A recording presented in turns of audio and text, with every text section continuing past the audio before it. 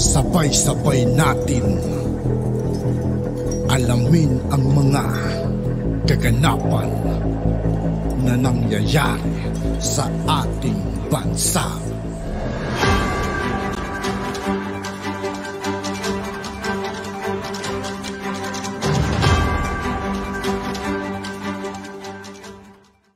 Yo, what's up mga kaibigan? This is I2K po again. Ngayon nandito naman ulit tayo sa channel ni Pinas News Insider. Dito naman ulit tayo magbibigay ng komento at reaksyon. Kaya samahan nyo guys. Let's go! Ito ang balita ngayon. Trending at viral ngayon sa social media. Isang napakagandang balita. Sunod-sunod na proyekto ng ating Pangulong Bongbong Marcos pagkatapos ng groundbreaking ng pabahay sa Bulacan. 315 milyong budget na ospital itatayo sa Belmonte, Bulacan. Mga anti-Marcos, tiyak na iiyak na naman. Pero bago ang lahat, kung bago sa lahat ng hindi pa nakasubscribe mga kaibigan kay Pinas News Insider, mag-subscribe na po tayo at huwag nyo rin pong kalimutan mag-subscribe dito sa aking channel.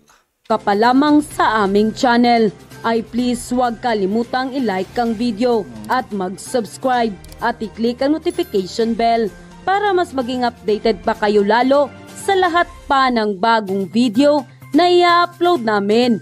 At eto na nga mga kababayan, Pangulong Bongbong Marcos hindi na nga nagpatumpik-tumpik pa.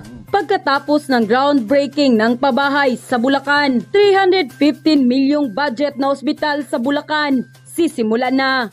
Ang proyektong ito ni Pangulong Bongbong Marcos ay isang maternity and child hospital dito sa San Jose, Belmonte, Bulacan, kung saan ito'y tatawaging St. Bernadette Maternity and Child Hospital. Ang level 1 na 3 palapag na ospital ay magkakaroon ng 65-bed capacity na sumasaklaw sa kabuuang Grabe mga kaibigan, no? Ang luwang, ang laki. 3,790 Mega hospital to mga kaibigan. 24 square kilometro ground area. Kumpleto sa operating room, recovery room, maternity at isolation facility, clinical laboratory, imaging facility at pharmacy. Ang konstruksyon ng ospital ay sasailalim sa phase 2 sa 2024 na tinatayang nasa 75 milyon at karagdagang 250 milyon ang kailangan para ganap ng pagtatapos ng pangunahing gusali na nakatarget na matapos sa 2025. At noon ngang April 19, 2023, ay opisyal nang sisimulan ang pagpapatayo ng ospital na pinangunahan ni Pangulong Bongbong Marcos. Sa groundbreaking ng St. Bernadette Mother and Child Hospital ay sinabi ng mahal na Pangulo, ito po ay isang patunay sa dedikasyon ng ating pamahalaan na pangalagaan ang karapatan ng lahat, lalo na ang kababaihan at ang ating kabataan sa pamamagitan ng sapat at abot-kayang serbisyong pangkalusugan.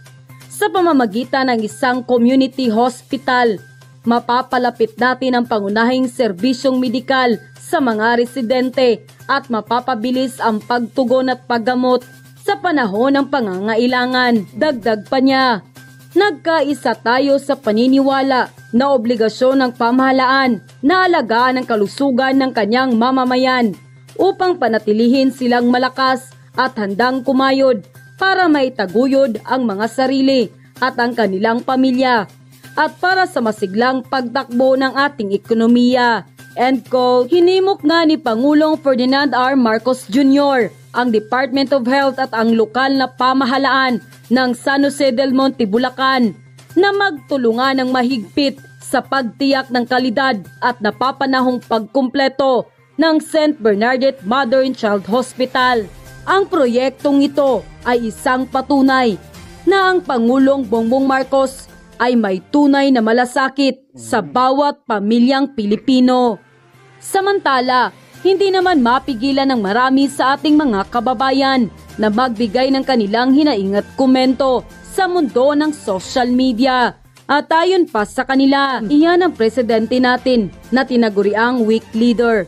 Ang mga pinaggagawa niya ngayon ay sampal sa taong nagsabing weak leader siya.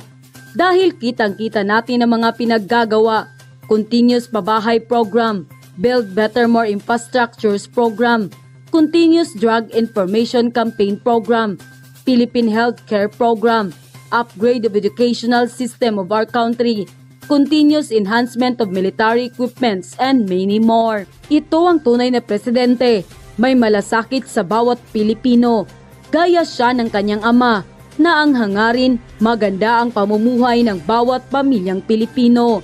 Mabuhay ka, PBBM! Kung katulad lang sana kay Pangulong Bongbong Marcos ang mga nakaraang president, matagal na tayong tinitingala na Legit yun mga kaibigan, kung kagaya lang talaga sana ni Tatay Digong at Pangulong Bongbong Marcos yung naging administrasyon noon, malamang sa malamang, maunlad sana ang Pilipinas mga kaibigan.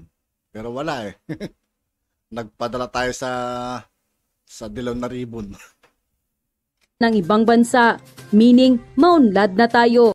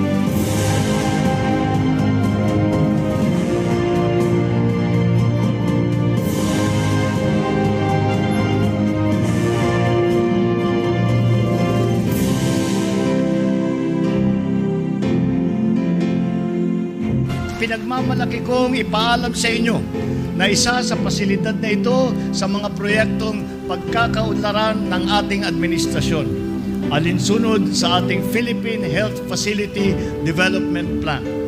Sa pamamagitan ng isang community hospital, mapapalapit natin ang pangunahing serbisyong medikal sa mga residente at mapapabilis ang pagtugon at paggamot sa panahon ng pangangailangan.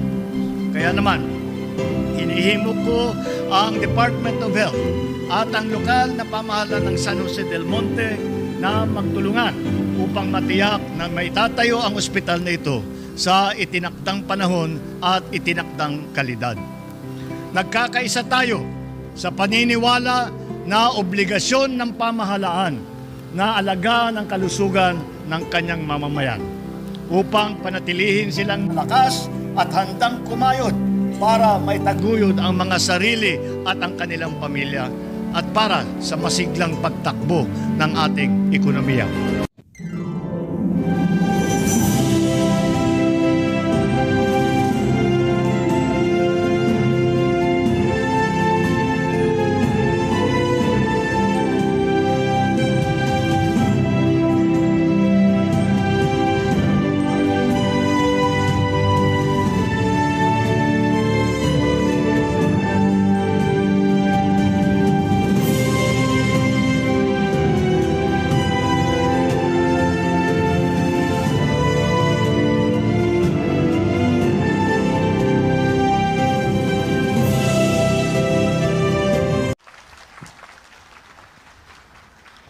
Magandang umaga po sa ating lahat. Kanina po hindi ako nagsalita ng matagal doon sa ating convention center, sa ating pagpapakilala sa ating mahal na Pangulo.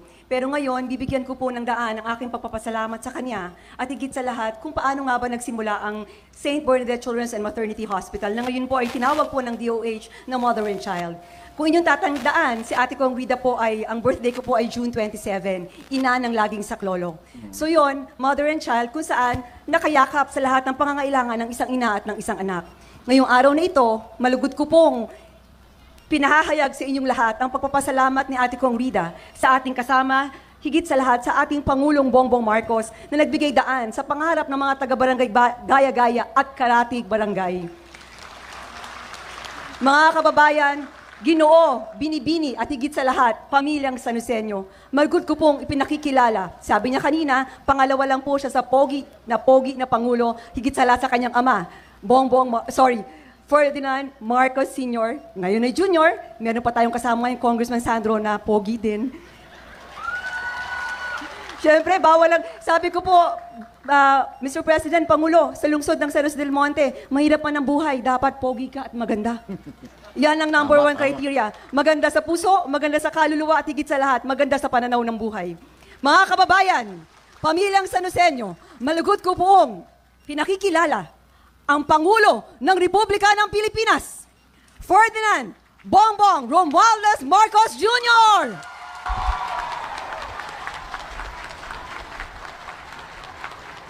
Maraming salamat sa inyong pagpakilala. Ang ating butihing Congresswoman